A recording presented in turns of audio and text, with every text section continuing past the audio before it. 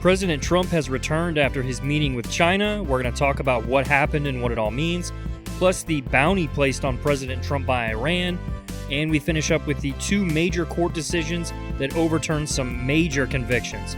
All that and more right now.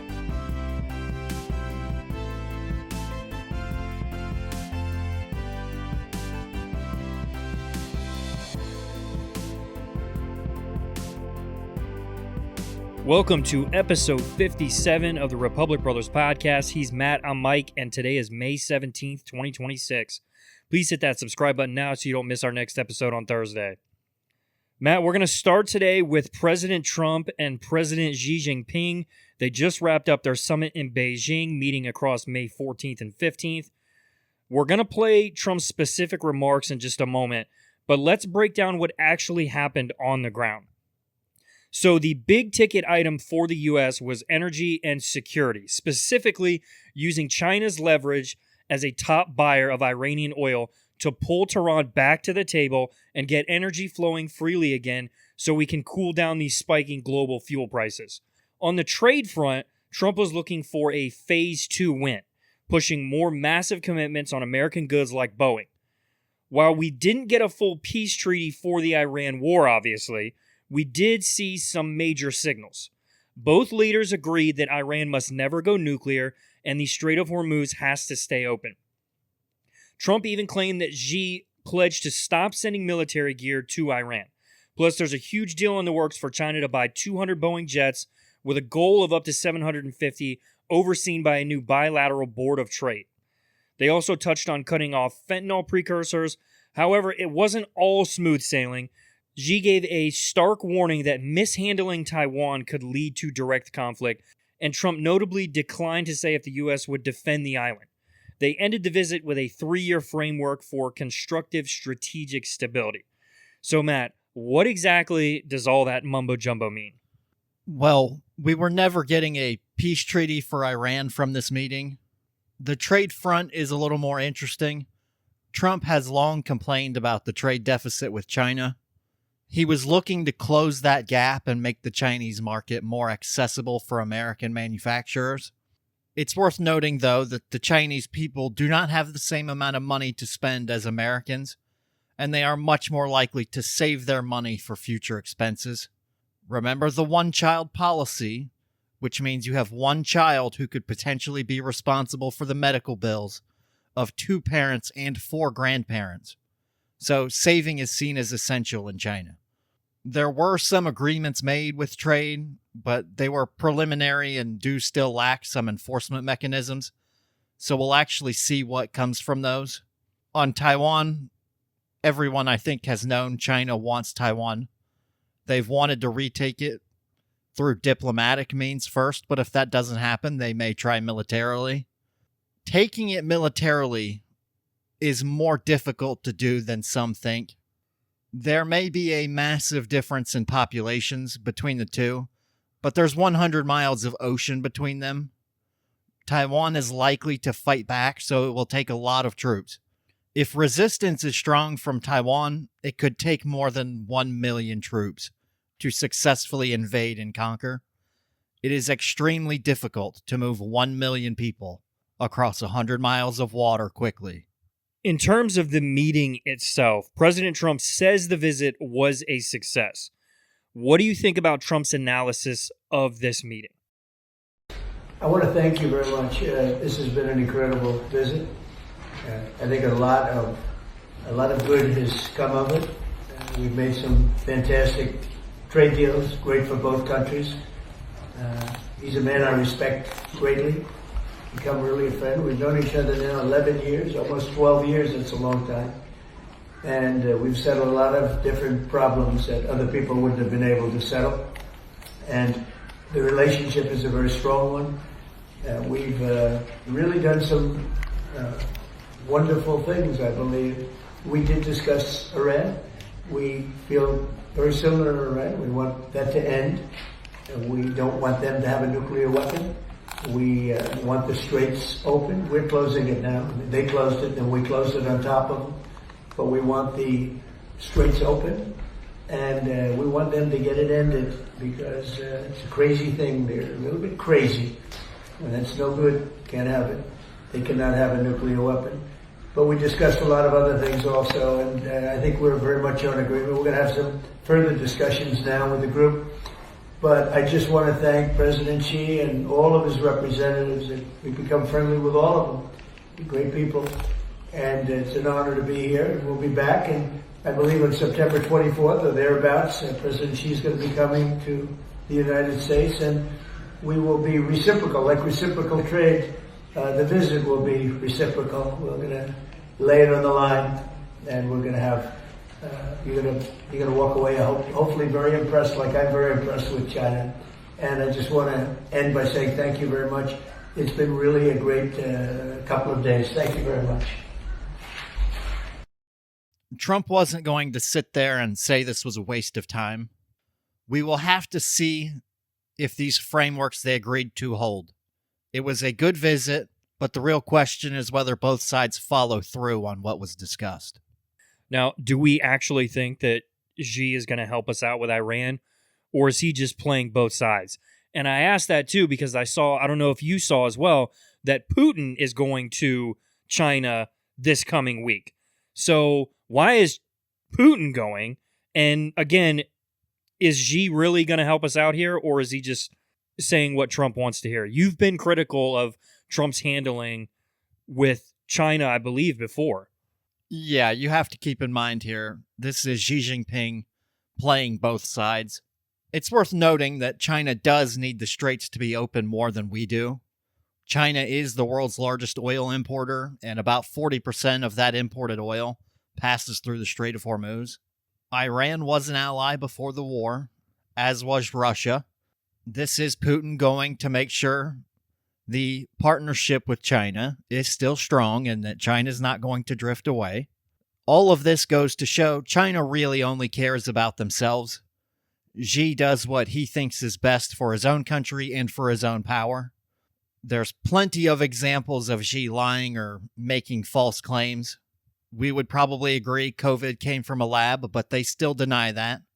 And when it started, they withheld information that could have helped countries understand the policies that would actually help prevent the spread. Xi also likes to call some of their domestic policies anti-terrorism, but when it comes to the Uyghurs, everyone else would call those human rights violations. China's system has long had state media control and censorship. The media is a tool the government uses to control the narrative. It's weird there's not more liberals trying to move there.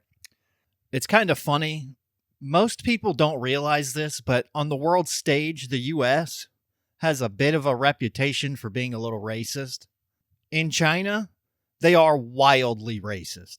The Han Chinese people tend to favor their own, and you see that with the government throwing the Uyghurs in concentration camps. I want to circle back to Taiwan here. Trump didn't give a straight answer on whether we defend them if things go south. So if China invades Taiwan, do you think that Trump will jump in and help defend them? That is the million-dollar question. U.S. policy has actually long recognized the one China policy. That's not new to Trump or Biden or Obama. That would mean we do not recognize the government of Taiwan as the official government. Yet we do have policies and agreements with them, for example, weapons supplies. Trump, as well as most other presidents, have never given an answer to that question. Joe Biden was the first one that said we would, but his administration quickly walked the claims that we would defend Taiwan back, just like they did with many of the other things Biden said. The question Trump would have to answer if China invaded Taiwan would be whether the cost of saving Taiwan would be worth it. War games exercises have been done with this potential conflict, and those games say we would probably win, but at a very high cost. In some of those games, we lost multiple aircraft carriers. Is that worth it? Whoever the president is when it starts will have to make that calculation. I do think if the invasion started and didn't go well for China, it may be an easier decision for whoever the president is. China has plans to take over militarily, But the struggles Russia had trying to take over Ukraine has made many countries rethink their plans for military action. As I said earlier, 100 miles of ocean to cross. That is not easy to do. Resupply is very difficult, and Taiwan would likely know that and target the resupply ships and strand the Chinese troops. As I also said earlier, moving 1 million people 100 miles across the water when the other side is shooting at you, and you know those boats with all the people on it will be big targets. Taiwan has long known an invasion was possible, and their deterrence has been to make it look like the cost to invade Taiwan would be extremely high to try to prevent them from launching that invasion. You know, it's weird that no one criticizes China wanting to invade Taiwan. No one really no one on the left, anyone, criticizes Russia for invading Ukraine, but they're all so against us for going after Iran. And the only reason we're going after Iran is to prevent them from getting a nuclear weapon and chanting death to America, whereas Russia is literally trying to take over Ukraine. Well, they did for a few weeks, and then they got tired of it and moved on. So why does China want Taiwan? I won't give you a 7-hour history lesson, but many, many decades ago, there was a civil war in China. The current CCP ended up winning that war and taking over mainland China, and the government of Taiwan is actually the opposition in that civil war. China also wants the additional territory because you do know nearly every really good semiconductor in the world is made in Taiwan. The part people don't realize, if China invaded it militarily, what are the odds those plants that make those high-end semiconductors will be functional? The answer is probably pretty low, and China hasn't shown the technical ability to build that type of chip on their own. Semiconductors made in China are the low end of quality. The semiconductors the U.S. makes, as well as some of the European nations, are kind of the medium quality, and Taiwan is really the only producer of high-end semiconductors. Well, if that happens, I will be waiting in front of the TV to see some Democratic congressman or woman stand up and say that what China did was wrong. I also want to bring up, I saw this clip the other day as well. Everybody's giving President Trump all this flack about gas prices, but I saw a clip from when Joe Biden was president, and someone asked him, a reporter, stood up and said, President Biden, how long do American people have to suffer at the gas pumps until, I don't even remember what exactly was going on, but they asked him, how long do Americans have to suffer at the gas pump? And his response was, as long as it takes. That's what he said, as long as it takes. And then he didn't say anything else or answer any other questions. He just got up and walked out. The funny part is, $4 gas was really common under Joe Biden. Did they forget that? Yeah, they act like now gas is super high, but the whole time he was president, we were paying what we're paying now. We were paying more than what we're paying now. Well, I'll point this out since we brought up oil and gas. Don't expect oil prices to fall immediately once we get a peace treaty. Some nations in the Persian Gulf had to shut down production. Now, Saudi Arabia and the UAE long want to control oil prices, so they built their fields to have the ability to ramp up production or slow it down really quickly. Most other nations don't have that capability. Now, there is some fear that oil is going to go to $200 or $300 a barrel. That's not going to happen. The Saudis will flood the market with oil if it gets that high. Saudi Arabia is a desert nation that is nearly 100% dependent on their oil. They're not going to let oil prices get so high that people try to actively find an alternative to oil. They will rake in the money while it's high. They'll flood the market and prices will eventually come back down. Yeah, it's just a waiting game at this point. We're just waiting. Eventually it's going to come down, but this is a much better alternative than having nukes shot at us from Iran. So, yes, the short-term pain is worth the long-term gain. It's a zero-sum game. You're in pain, but as long as the other side is in more pain, which you they can are. put up with it. Yeah, I think most people would agree most people with a brain would agree that they're in a lot more pain in Iran than we are here. Absolutely, but we don't see it because it's on the other side of the world. It can be a little tough to sell it for a president domestically when nobody can see the conflict in front of them. We do that intentionally. You don't want to fight the war here. You want to fight the war somewhere else. Ask Europe what it was like in 1945 when World War II ended. Yeah, it's also like you're not seeing videos coming out of Iran on what's going on because they don't have internet. They're not over there Snapchatting videos showing what all is going on because they couldn't do it anyway. They can't post it online. Very true, and Iran wants us to think that they're doing just fine. It's all part of the propaganda machine.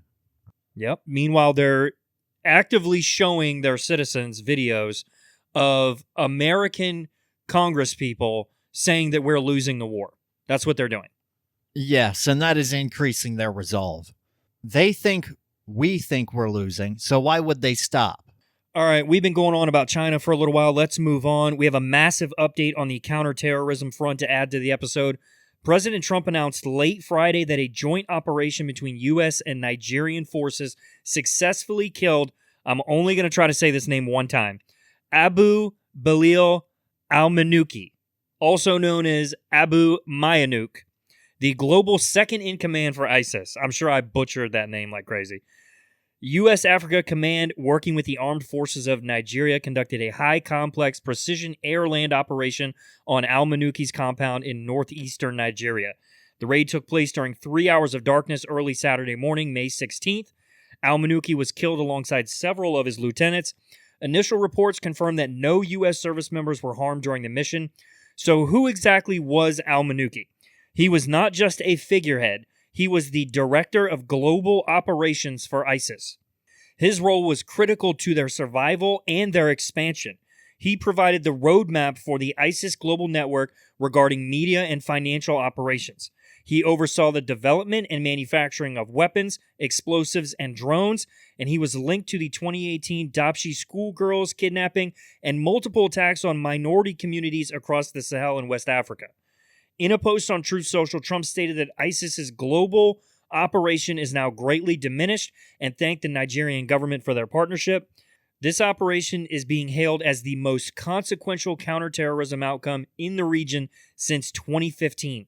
Nigerian President Bola Tinubu also praised the daring joint operation, noting that it dealt a heavy blow to the ranks of the Islamic State. This is a good thing for the world. Nigeria is not far from the Sahel region in Africa, which is dealing with large increases in terrorism from ISIS. They do not want ISIS to take over regions of their own country, so that's why they work with us on things like this. Most people still associate ISIS with the Middle East, but they have a large operations in West Africa now, particularly the Sahel region. ISIS has decentralized operations, and it is operating in a lot of different regions around the world. Well, score one for America. They already want to destroy us. Why not take out one of their leaders? They're still going to think the same way after. And even if we didn't pull the trigger on that shot, they would still want to destroy us. Yep. Well, let's move on to some Iran stuff. We really don't have a whole lot to talk about with Operation Epic Fury and Iran. There's really just one thing. Ibrahim Azizi, the chairman of the National Security and Foreign Policy Committee of the Iranian parliament, announced that lawmakers have drafted a bill titled Counteraction by the Military and Security Forces of the Islamic Republic. This bill explicitly stipulates that the Iranian government would be legally obligated to pay roughly $54 to $58 million to any natural or legal person who successfully assassinates Donald Trump. The draft legislation isn't limited to Trump either. It also designates Israeli Prime Minister Benjamin Netanyahu and the commander of U.S. Central Command as targets for reciprocal action. According to Azizi, the bill is framed as a religious and ideological mission and is a direct response to recent military escalations, specifically citing retaliation for the assassination of Khamenei and other high-ranking Iranian military commanders. In preceding months, state-linked media and organizations in Iran launched mass SMS text campaigns promoting an international campaign to reward the assassination of Trump. Regime-aligned groups claim these crowdfunding efforts have already gathered over 290,000 supporters and pledged up to $25 million independently. An Iranian-linked hacking group called Handala also publicly announced it was allocating $50 million for the elimination of Trump and Netanyahu in response to U.S. Department of Justice rewards targeting their own members. While Iranian politicians have previously made rhetorical threats, and individual lawmakers have suggested smaller bounties in the past, such as after the 2020 killing of Qasem Soleimani, this represents a formal attempt by a parliamentary committee to codify a multi-million-dollar assassination bounty into Iranian state law. This is absolutely crazy. Imagine the United States passing a law that rewards the assassination of another country's leader. This really is more symbolic. They most likely know that anyone who got close enough to the President of the United States probably isn't going to be alive to claim the money. But for anyone out there thinking it would be good if we lost, this is who you are rooting for. An Islamist terrorist regime. The death and destruction of America, Israel, and the West as a whole is their objective. They chant it all the time, yet for some reason, people don't believe them when they hear death to America. This really is not a surprise to me. We know Iran has long made Trump a target. They have planned assassination attempts on Trump before. They want Trump gone with the hopes the next U.S. president will make concessions and make their goals easier to achieve. A weak U.S. makes life for the regime easier, and we should do everything we can to prevent that. Iran is run by radical Islamist fanatics who want to destroy us. Why would anyone from the West want us to lose? The answer is simple. Those people, like AOC and Zohran Mamdani, and many other Democrats, want the destruction of America as well. Yep, couldn't agree more. Now, I want to get into our last topic here. This is a weird one. It's been a whirlwind week for high-profile legal drama. We've now seen two of the biggest names in recent true crime history get huge legal breaks. In a move that shocked the nation and South Carolina, the state's Supreme Court threw out Alex Murdaugh's double murder convictions of his wife Maggie and son Paul on May 14, 2026. This decision follows a long battle over allegations of jury tampering by a former court clerk during the original 2023 trial. The clerk was accused of making comments to jurors that were intended to influence their decision-making process and that she pressured jurors to reach a quick verdict and discourage them from being swayed by Murdaugh's defense team. Now, this does not mean that he's a free man. Murdaugh is still serving several decades for his various financial crimes, but the state now has to decide if they have the evidence to put him through a second murder trial. Then we have Harvey Weinstein. The Me Too era central figure just walked away from his New York retrial without a new conviction. On May 15, 2026, a New York judge was forced to declare a mistrial after the jury informed the court that they were hopelessly deadlocked. This retrial was ordered after his original 2020 conviction was overturned by an appeals court last year. Prosecutors now face the grueling task of deciding whether to try him for a third time. Like Murdaugh, though, Weinstein remains behind bars now due to a separate 16-year sentence in California. But this mistrial is a massive blow to the prosecution's momentum. What a lucky week for these two guys, huh? Yeah. Good job by the defense attorneys, right? Yeah. Everyone has a right to a fair trial. This shows that you are innocent until proven guilty. And in the case of Alex Murdaugh, it sounds like he didn't get a fair trial. There most likely will be a trial for these murders again.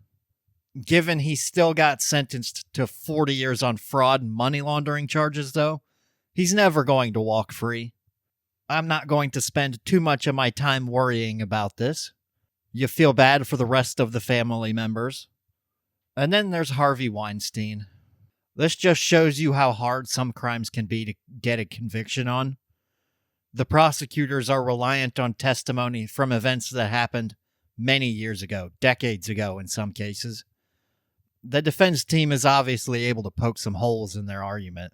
The standard is beyond a reasonable doubt, and they have found a way to put some doubt in the jury's mind.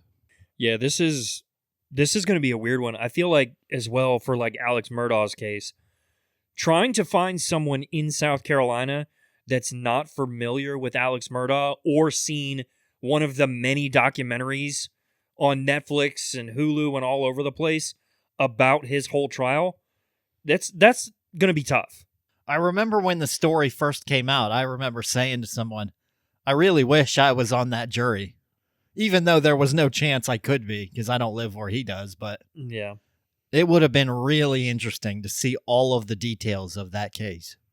Yeah, and it's one of those things, too. I watched the Netflix documentary, and I don't know if you ever saw the Netflix documentary about Stephen Avery.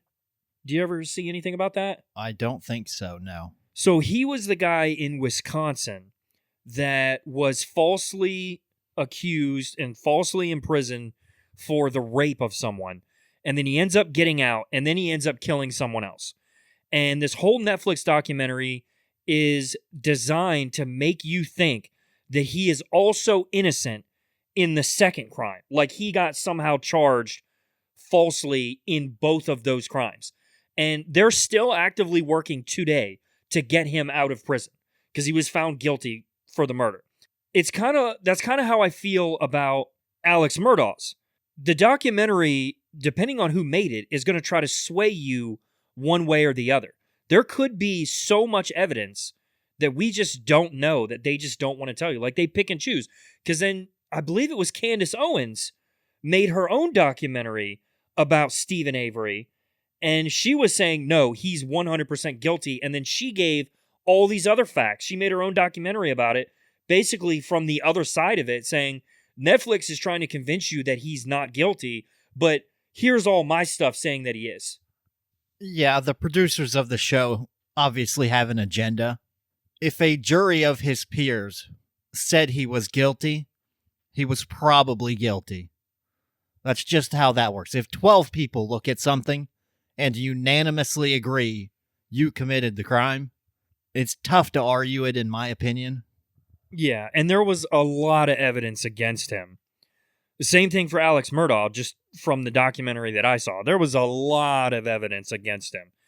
This really just sounds like this clerk inserted himself or herself when they probably really didn't need to. My guess would be that whatever she said was probably actually irrelevant and that it really probably didn't affect the jury at all. But just because she did it, now the judge has to go, well, we have to throw this out. We have to start all over. Yeah, there's a reason to believe it may have affected the jury. It's kind of dumb of the clerk to tell a jury to not be swayed by a defense attorney's arguments. I just don't understand why you would do that. Yeah. You would know that if it came to light that you told them that, if you got the conviction, it would be thrown out and you'd have to retry him.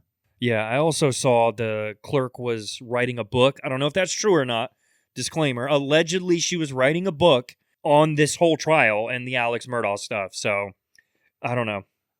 All right, well, I think that pretty much wraps it up for this episode. That is it for episode 57 of the Republic Brothers Podcast. Before you click away, please hit the subscribe or follow button. Our next episode will be out on Thursday. Thanks for tuning in. See you next time.